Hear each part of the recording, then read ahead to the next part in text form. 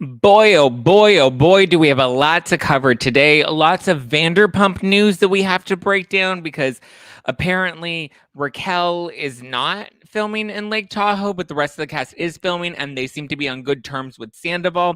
And Raquel has now lost her dog to James Kennedy, but she didn't give the dog to James Kennedy. She put him in a shelter. And then on top of all of the Vanderpump stuff, we have all of the Erika Jayne stuff and the earrings because she's won her appeal.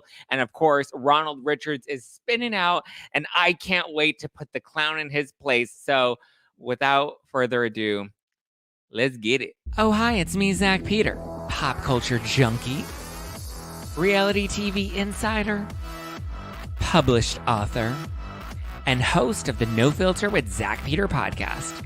Here I'll bring you all the latest news on the Real Housewives, deep dives into celebrity legal scandals, and unfiltered convos with your favorite stars. I've got you covered. And yes, I always keep receipts. So be sure to hit that like button and subscribe for all the latest tea. Now, let's dive in. And dive in, we shout. Should we start with Vanderpump or should we start with Erika Jayne? Let's start with Vanderpump. So all of the cast is currently filming in Lake Tahoe right now, right? Everybody's out there living their best life, supporting Lisa Vanderpump because she has her new spot that's going to be opening up down there. So great. Ariana and Katie are not in Lake Tahoe with the rest of the cast. They decided to stay back. It looks like they're trying to hire a chef or something about her. So Sheena's in Lake Tahoe, Lala's in Lake Tahoe, Brock is in Lake Tahoe, Schwartzy's in Lake Tahoe, James and Allie are in Lake Tahoe, and so is Sandoval. Now, the interesting thing is we're seeing Sandoval filming with, or not filming, but we were seeing him hanging around everybody, right? And so there was a photo that came out that has everybody all up in arms because they're like, oh my God, what's going on with Sandoval? Is he actually like back in good graces? Has the group forgiven him? Because there's this photo here. I'm going to show you. Let me pull up the photo for you. That way you guys can actually see it for yourselves. It's in the thumbnail of this video for YouTube because we are streaming on YouTube and we're streaming this live for everybody on the internet, right? So if you're listening to this on the podcast, you're getting a rebroadcast from our Thursday Night Live. So in the photo, we see Brock, we see Sandoval, we see Sheena, we see Allie, we see this girl in a pink dress, we see Schwartzy, we see Lala, and then we see James Kennedy, right? And James Kennedy has the dog Graham. We'll get to the dog Graham in a second, right? And people are upset because they're like, oh my God, look, she has her arm wrapped around Sandoval, which means she and Sandoval are now good. They're in a better place. Are they, though? Because Sheena's now coming out and she's like, listen, guys, I am on a show. It's called Vanderpump Rules. We have to film together because we're both cast on this show, but we're both here to support Lisa Vanderpump and Lisa's new store, not store opening, her new restaurant opening. So Sheena's like, it's not that big of a deal. Lala came out and she's like, don't come for Sheena or you're going to get popped, right? So they seem to like be very clear that they're not good with Sandoval, even though it kind of does look like they are kind of good with Sandoval. And here's like my thing is because Sheena's like, oh my God, like everybody's so dramatic. And she like kind of was popping off on Instagram. And I get it. Some of the people were coming really hard for Sheena and like getting mad at her for forgiving Sandoval. But she's like, listen, this is my job. I'm doing my job filming with somebody that I wouldn't film with had I not been, on this show with him. Right. Which fair, valid, cool. But at the same time, it's like you also can't really get too mad at the audience because like, we're interested, we're invested. The reason you guys are getting these big brand deals right now is because we're so invested in the scandal of it all. So we're naturally going to have questions. We're naturally going to pry into things. We're naturally going to read into things because that's how we got into this situation in the first place. We weren't reading too much into the Tom and Raquel of it all. And now everybody wants to be a detective and read into every little thing. That's why everyone's analyzing Kyle's tattoos and the rings and all of that stuff, right? So, I turned off Up and Adam for him. Hi, guys. Oh, hi. Well, thank you for joining. I'm literally always live at this time, right? Well, 5:30. I bumped it up a half hour because I'm going speed dating after this. I've officially decided to back on into it at a lunch date, and now I'm going speed dating. So I'm like, let's just get it out. I'm not looking for, I don't know. I'm just like, I'm taking it easy and enjoying life. But anyway, so those are the ones that are filming with Lisa. Like I said, Ariana and Katie chose not to go, probably because they decided to commit themselves to something about her stuff. That way Ariana doesn't have to film with Tom Sandoval.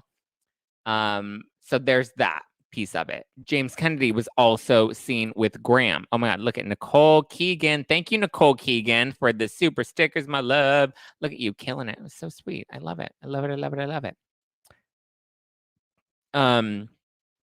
So James Kennedy was spotted with Graham, which is the dog that he used to share with Rocky Bang Bang, Raquel, right? Raquel was also spotted, or she's not Raquel anymore. Now she's Rachel because she's dropping Raquel for good. And now she wants to only be referred to as Rachel, as if, whatever. We're not even going to go there. Rachel is dogless because she's obviously staying with her family still. She's not in Lake Tahoe, so it doesn't look like she's going to end up coming on this trip after all. However, everyone's like, well, how did James Kennedy end up with Graham? Because he's like, oh my God, I'm so excited to be reunited with my best friend. Apparently, Raquel or whoever was looking over Graham decided to send Graham to a shelter for behavioral problems. They're like, we don't want the dog anymore. He's out of hand, which is probably because since he was a puppy, he wasn't properly trained. So he had a lot of bad habits. And actually, we had that confirmed when Ariana was called her daddy. She said, like, oh my God, I was so good to Raquel's dog, and that dog was so bad because that dog was not trained. That dog was just a hot mess express, right? So we have that confirmed that the dog was not well behaved, and so rather than properly training the dog, they decided to send the dog to a shelter. I guess the dog was chipped, so Vanderpump and Vanderpump Dogs found out about it, and they were able to help rescue the dog and give the dog back to James Kennedy. Why we didn't give the dog to James Kennedy in the beginning? Like, that's weird, right? Like, wouldn't you think, hey, let me give, if I can't take this dog on anymore, because granted, she was in a mental care facility for 2 months, so we'll give her a little bit of grace for that. But if you aren't able to take care of the dog, shouldn't you give the dog to somebody else? Somebody trusted? Wouldn't that be the first option? And wouldn't the first person you would think to give it to is the one that actually knows the dog and has spent time with the dog and loves the dog, like James Kennedy? So, and knowing James, he'll probably get the dog the proper training that he needs. It's not the dog's fault. It's the trainer's fault. It's the owner's fault. Sorry, not the trainer, the owner's fault. So did Raquel put Graham in a kill shelter? I don't know what type of shelter, because we all know with Puppygate on Vanderpump Rule, or on Puppygate on Beverly Hills with Dorit and the kill shelter, and she's like, it wasn't a kill shelter, whatever. I don't know exactly what the need. Here's the thing, couldn't all shelters technically be considered kill shelters? Because if they keep the pet for too long, don't they eventually euthanize them? Which is unfortunate, but that's just a reality of a shelter, right? They aren't able to house all of these pets, which is why it's so important that we go out and we adopt them. That said, Graham is safely back in James Kennedy's care. Raquel spotted. She was wearing like a hat about making good choices. Whatever. Like, I don't know. At this point, I really don't know if she's even going to come back to Vanderpump Rules. I don't think any of the cast has any interest. I think producers at this point are getting tired of it, and they're just kind of like, whatever. Thank you, Jen Johnson, for the super sticker. Woo, woo, look at Jen Johnson dropping that super sticker. Put some respect on my check. Hi, Romy. Hi, guys. Hi. Rachel should be ashamed of dumping her dog. I agree. Like, here's the thing. Give the dog to somebody that you know that can take care of it.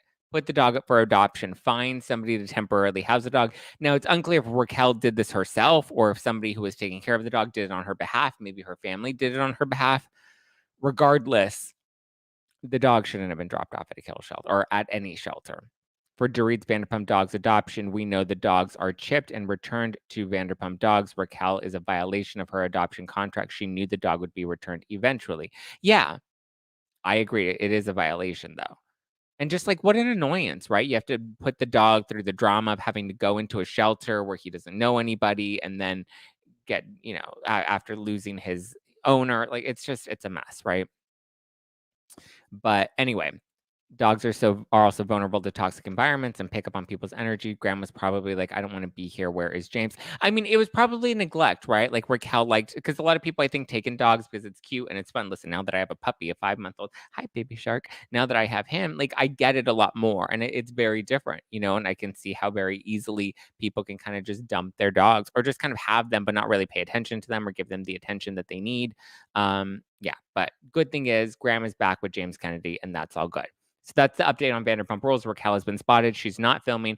The cast is in Lake Tahoe. Not all of them, because Katie and Ariana are back in West Hollywood. Sheena and Lala have made it clear that they have not yet forgiven Sandoval, even though he has been spotted around with them quite a bit. So they are around him, but it doesn't look like they fully embraced him again. So yeah, they're there to support Lisa, and James has his dog, and Raquel is still a monster. Sorry, Rachel. So she never knew he had a puncture wound on his neck, so I'm not really surprised. Yeah. And it is what it is. The important thing is that, the dog is now in a better place. Not in like a dead place, but like in a better care. I think people need to stop bullying Rachel. She's trying to get better. Throwing daggers at her is getting nowhere. Just back off already. Stop bullying Rachel. Listen, she made a choice to dump her dog off at a shelter. My job is to comment on these things. I have feelings about them. There it is. Period. End of story. So let's move on to the Erika and the Charity. Are you kidding? She just abandoned her. That's kind of my thing. Is it's like I don't think we're really bullying her. We're commenting on the fact that she dumped her dog at a shelter. Again, that said, shall we talk about Erika Jayne and the earrings? Because Ronald Richards is spinning, and there's nothing I love more than Ronald Richards having a tantrum, especially when I happen to be at the helm of it. So Erika Jayne posted on her Instagram account, her Instagram feed, a post that I put up on my, what is it, Instagram Threads? Or are we just calling it Threads? I don't know. It's the meta version of Twitter, right? I posted that the court had ruled in favor of Erika in her appeal for the earrings. Remember at the last reading, she's like, we're on appeal for legal reasons. Well, she was on appeal for legal reasons for the earrings, right? Even though the earrings, she did have them, she relinquished them, and they've been in a safety deposit box. And she was on appeal to see if she could keep the earrings. The trustee decided to move forward. Don't forget to give Zack a like. That's right, Kelly. Give me a like. If you're watching this content, you're enjoying it. And I have the court documents, so we will go through all of the court documents. That said, the trustee decided to move forward with auctioning off the earrings, right? Ronald Richards then came in, purchased the earrings at a discount, right? Bought the earrings for his wife, Lauren. Lauren then went and posted photos on Instagram. She's like, look, I got the earrings, basically making a mockery of the entire case and being disrespectful to the victims, right? Because everyone wants to talk about the victims. I don't think, buying the earrings and doing nothing to support the cause other than flaunting the earrings that you bought when you're trying to make it seem like you're fighting for the victims. Again, silly, whatever. I think the two of them are a total farce. That's why I call him Ronald McDonald and his knockoff wife. So now it's come out that in May it was ruled, and surprised we didn't hear about this, but it's because the press only likes to report on things when it's actually not in favor of Erika. But it was ruled by the appellate court that Erika was entitled to those earrings, or at least that the trustee should not have auctioned off those earrings because the trustee didn't prove that they were able to liquidate those earrings. Because in order to prove that they were able to liquidate those earrings, they had to prove that the earrings were property of Girardi Keese.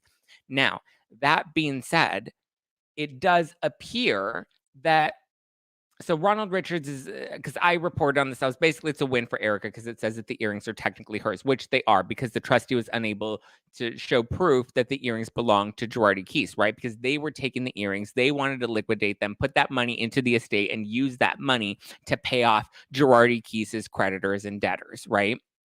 So they were not able to do that because they couldn't show the courts that those earrings actually belong to Girardi Keese.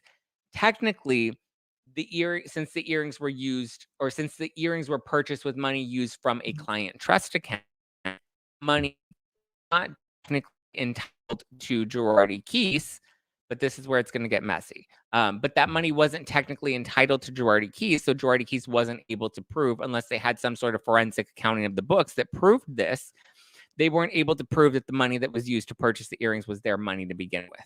Okay.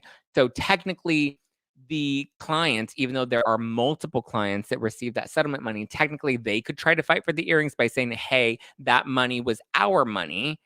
We want those earrings, or we want the liquidation of those earrings because we're entitled to that money. That is a possibility, but there are multiple clients. And I think at this point, they're just kind of like, we're done with it. The argument that Girardi Keese was trying to make as well is that when you get a settlement, and I tried to explain this on YouTube the other day, we're going to use very simple terms here, right? When you get a settlement and you get $100 in your settlement, the attorney, the law firm, whatever, is entitled to a percentage of that settlement, right? So let's say it's 30 to 40%. In this case, let's just give them the higher end and say they were entitled to 40% of that settlement. So if the settlement was for $100 and they're entitled to, which is what the client signs off on when they agree to get represented, because it's a contingency case, and on a contingency case, you don't pay anything up front, but they do take a portion of whatever the settlement money is, right? Most clients on a contingency case are happy to do that because they're like, if I don't have to pay you up front, you get me a big payday, then fine, I'll take whatever I can get. So of that $100, they take $40 because that's their percentage, right? That's their fee. On top of their fee, they also get to deduct costs. Costs can be anything that was used, whether it's a filing fee or, again, very simple, basic terms, not specific, but just very generalized stuff, right? Let's say they had a specific pen that they used in the case they wanted to write off. That's a cost, right? We had to use a very specific pen on this case, so that pen is going to be written off for $2 in the expenses. Again, speaking with hyperbole, generalizing things here, using hypotheticals. So basically, they take their 40%, so they have $40, and let's say they have $10 in fees, right? Or $10 in costs. So what they wrote the earrings off on are costs. So they're technically entitled to their percentage, and then they have all these miscellaneous costs. I believe on the books they wrote off that the earrings as a purchase were costs. So not technically the percentage that the 40%.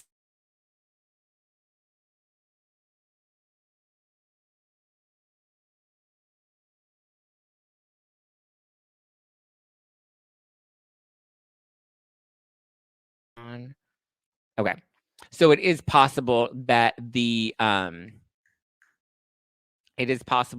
costs is what covered the earrings, which I think is weird because obviously an earring purchase for $750,000 is not necessarily a cost for a diabetes medication case, but anyway, it's all murky. Long story short, the trustee never had the authorization from the courts to liquidate the earrings to use them to pay off any of Girardi Keese's debts. So therefore, the court ruled that the earrings were in possession of Erika Girardi.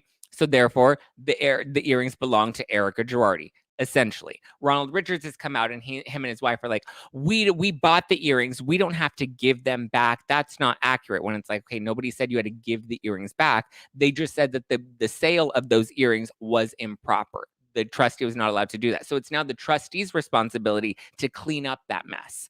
So whether it is getting the earrings back, which is highly unlikely, I don't think they can get the earrings back because the earrings were technically sold and purchased, right? So the person that purchased them, Ronald Richards and his, knockoff wife, they own those earrings. Those are their earrings to keep. The trustee is the one that has to make this right. So it's possible that they could have to pay Erika. It depends on what move Erika's legal team wants to make here. Maybe it's even a bargaining chip to bring down whatever they're trying to settle with Erika to get Erika to pay them. That's possible that they can, try to make it a wash, right? But it's possible within the realm of possibility that the trustee may have to pay Erika $750,000, which is what Tom Girardi originally paid for those earrings. They took those earrings from Erika. They weren't allowed to sell them. So it's possible that they have to give Erika the value of those earrings. Again, possible, right? Because Ronald Richards went and he gave his little exclusive interview to Page Six, which was so wild to me that Page Six even considered him like a credible source to use in their article. Because one, hello, conflict of interest. He's literally the person that purchased the earrings. So his expert opinion doesn't really hold as much weight. In my opinion, I think you could probably get somebody like Emily D. Baker, which shout out to Emily D. Baker. She was the first person to report on this. I do have the court documents and I went through them myself, but Emily was the first person to report about the earrings and the appeal going through on her podcast and on her YouTube channel. So shout out and respect to Emily D. Baker. She would have been a great person for Page Six to interview and get some real expert opinions on, right? But instead, they decided to use Ronald Richards, which is still wild to me that people even take him as a credible source. Again, conflict of interest. This is the same man that forced himself onto the case, convinced the trustee to hire him as special counsel to investigate Erika Girardi specifically. They hired him. He wasn't able to find anything, so then they fired him, or they mutually parted ways, right? And he didn't find anything on Erika. But then he went and said he was going to buy the Girardi estate, didn't buy the Girardi estate, went and bought Erika's earrings. His wife is wearing them on Instagram. It's weird. It's very stalker-y. It's creepy. It's very, very creepy. So I don't find him to be a credible source. And I was very disappointed that Page Six decided to use him as, somebody that they're going to use to make their point. You'd rather beat up Erika rather than use a real credible expert, whatever. But let me read you the actual summary judgment from the case, right? Girardi Keese versus Erika Girardi versus Elisa Miller, who's the Chapter 7 bankruptcy trustee, right? So we can go through this. Do we want to go through the background? Or do we want to just go straight to the judgment? I feel like we can really just skip all the way down to the end. That way you can see what the final judgment is. But it's interesting. So this was signed and decided on May 1st. I guess, well, let's see. It's 12 pages. I mean, I guess we can skim through some of this. Okay, so this appeal arises from the Bankruptcy Court's July 11th, 2022 order granting Chapter 7 trustee Elisa D. Miller's motion for the turnover of the appellant Erika Girardi's diamond earrings. For the reasons set forth below, the court reverses in part the Bankruptcy Court and remands the case for further proceedings consistent with this order, right? This is them saying they reverse the bankruptcy being able to move forward with the sale of with taking the earrings and then going on to sell them. So do we need the background? I feel like we're pretty clear on the background. Legal standard, a bankruptcy court's conclusion of law are reviewed de novo. Factual findings are reviewed for clear error. Request for judicial notice. The trustee requests that the court take judicial notice of the bankruptcy docket for case number blah, blah, blah, blah, blah. In the case, got it. Standing, the trustee argues that the appellant lacks standing because the earrings were stolen and the appellant has no valid title to the earrings. Therefore, she is merely an involuntary trustee who holds the earrings in a constructive trust and does not have any standing to object the trustee's turnover motion. This is them fighting back on Erika.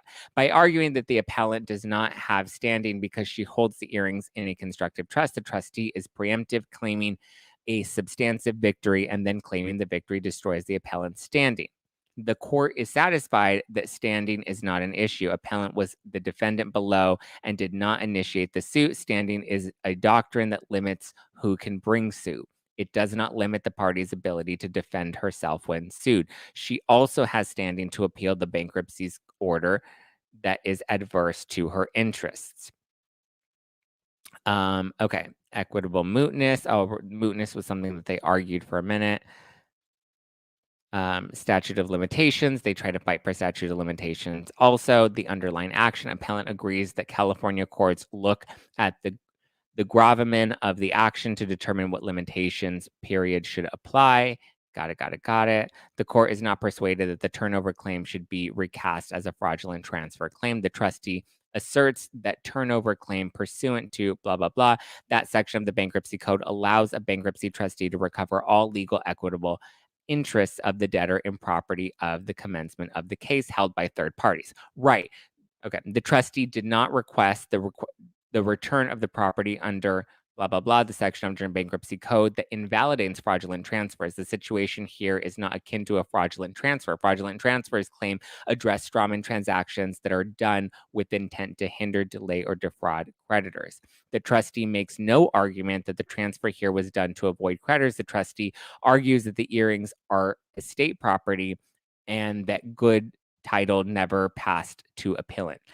The court is not persuaded that it should treat the claim as a fraudulent transfer claiming under section blah, blah, blah, an import California transfer statute of repos. So basically they're saying that the trustee wasn't able to provide enough evidence that proved that it was an improper transfer to Erika Girardi because, again, the trustee Girardi Keese has no attachment to the actual money that was used to purchase the earrings. The money did not belong to Girardi Keese because it was from a trust account because they were mixing all the money together. So no statute of limit applies. Got it. Imputation of Girardi Keese's knowledge. Appellant maintains that regardless of what time constraint applies, the time to file the lawsuit has passed. Okay, meaning they can't file the lawsuit anymore because the time has passed. It is true that the rights of a trustee are generally limited to the rights of the debtor. Thus, the trustee can only assert those causes of action possessed by the debtor and is subject to the same defenses as could have been asserted by the defendant had their action been instituted by the debtor. However, any knowledge Girardi Keese may have had of the 2007 misuse of funds, because remember this was from 2007, does not bar the current claim. Appellate does not show that she was prejudiced by any delay in bringing the claim. Further, a claim for a turnover of estate property does not exist until bankruptcy is filed. It would be odd to say that the trustee is barred from bringing action because Girardi Keese should have brought the action in 2007 or shortly thereafter. The cause of action was not available until the bankruptcy was filed in December of 2020. Even at law, statute of limitations does not prevent a recovery where a misuse of funds went undiscovered for so long because it was perpetrated by principals, directors, or officers capable of hiding wrongdoing. Okay, hold on. Let's skip all the way to the very Okay, here we go. The trustee has not met her burden to show that the earrings were estate property.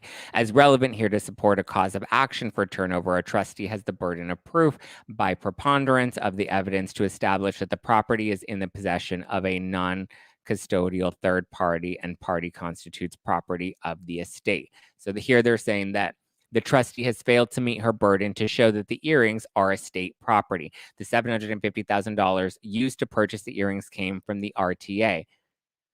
This was an expense trust account that Girardi Keese managed for its Resolin clients. Money that Girardi Keese held in trust for the Resolin clients was not estate property. So because the money didn't belong to Girardi Keese, and blah, blah, you get what I'm saying. I've said it 10 different times. However, merely stating that the funds have been commingled does not make it so. So that was the argument the trustee was making was, well, Girardi Keese was mixing all the money together. So technically, because the money was all mixed up together, that was part of the money that we're entitled to, and that's our property. And the court's like, well, you haven't proved that the money was commingled. Where's the evidence that shows? Again, this is why it's so important for a forensic accounting of the books to show where every single penny went. And then you have to link all the pennies together. So this is where Ronald Richards goes to page 6. And he's like, well, technically, the trustee could do the forensic accounting of the books. And the trustee could provide evidence that proves all of this. If the trustee could have provided the evidence, we wouldn't be in this position. Period. End of story. The bankruptcy court's order is reversed in part, and the matter is remanded for further proceedings in accordance with this order. It is so ordered. Erika won her appeal unless the trustee can provide further evidence that proves that the earrings belong to them. Long story short.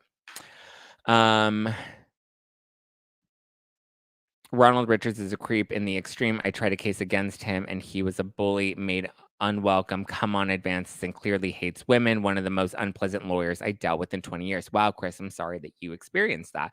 That is awful. Look at Zack pulling us together. I love that. I love that people disagree and come together. So yeah, there you go. That's the update on the earrings.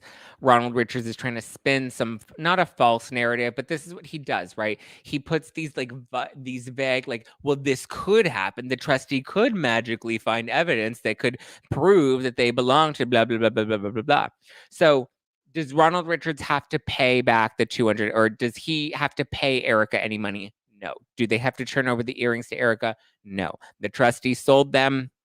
The trustee is responsible for cleaning up the mess. Whether they decide to repossess the earrings and refund Ronald Richards and then give the earrings back to Erika, it's a possibility, highly unlikely. It's possible that they may have to pay Erika for the value of the earrings. It's possible that they may want to just pay her the $250 that they sold for. She may want to fight for the $750,000 that was the original cost or value. If she's able to prove that they are now worth more than that, then she can possibly fight for that from them because the earrings went up in value if she's able to prove that. What I think is the most likely thing to happen is that they will bargain, right? Because the Girardi Keese trustee is trying to get Erika to settle on money that they claim she owes them. So it's possible that Erika will be like, listen, you took my earrings. We'll use that as a bargaining chip. That was worth X number of dollars. So you can pull that from the money that you claim that I owe you. I think that's going to be the most likely scenario, is that they're going to use this to help settle the debt that Girardi Keese is trying to get from Erika. However, I think Erika's in really good standing. All of her lawsuits continue to get dismissed. Ronald Richards' investigation to Erika didn't really turn up anything new for us. And the earrings, she won the appeal. So I feel like she may even have a really good chance of avoiding having to pay Girardi Keese anything. And the settlement that they were initially trying to negotiate, it's possible that that might not even be a thing that happens. Yeah. What are your thoughts? Okay, you guys are like fighting in the live chat. Zack Packers are the best people. Seriously, I love these lives. Yay, I'm so happy, Colleen. Thank you. Thank you. Hopefully I explained that well enough. Hopefully we understand it. I feel like I went around in circles because I was trying to over-explain it, so hopefully it didn't get lost. I feel like it was fairly standard and fairly easy to understand until Ronald McDonald and his wife decided that they wanted to make things a little more vague and confusing for people to deflect from the reality of them taking earrings that didn't belong to them and forcing forward an auction that the trustee had no business participating in. So yeah, that's where we're at, guys. Tis what it is. I was lost at earrings, honestly. Long story short, Erika was right. Or at least she wasn't wrong. I don't know. It depends on how you look at it. But yeah, I think it's disgusting that she flaunted those like a weirdo. Ronald Richards' wife, it was gross. She's like, look at here, my ear, the earrings. Should I have Girardi removed from them? Creepy, gross, weird. Erika stood her ground, and she always was collateral damage in this whole thing. I'm glad that people are now finally starting to see it. The court said she's right. Well, the court said that she's not wrong. So yeah, it's a win for her. Yes, it's a win for Erika, because yeah, the story is insane. It is insane. That was super weird. Yeah, the flaunting of the earrings was creepy and gross. And then even Lauren was like out there on Twitter, like tagging me and Erika and calling me names and stuff. And I'm just like, you guys are such a joke. You guys are so silly. And she's like, you should get a real lawyer that can explain to you how the law works. Sweet.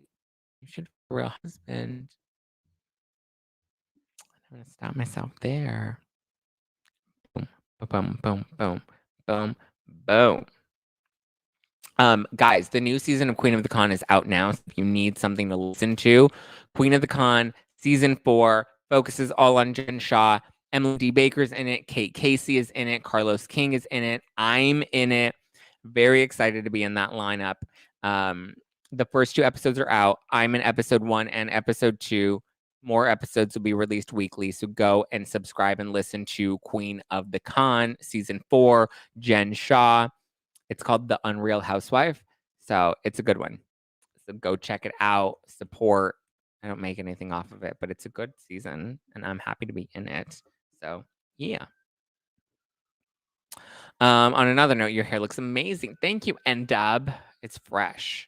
I got it fresh for New York because, guys, I'm coming to New York next week, July 26th. I'm going to be live at City Wine. The show's almost sold out, so get your tickets this weekend if you haven't gotten them yet.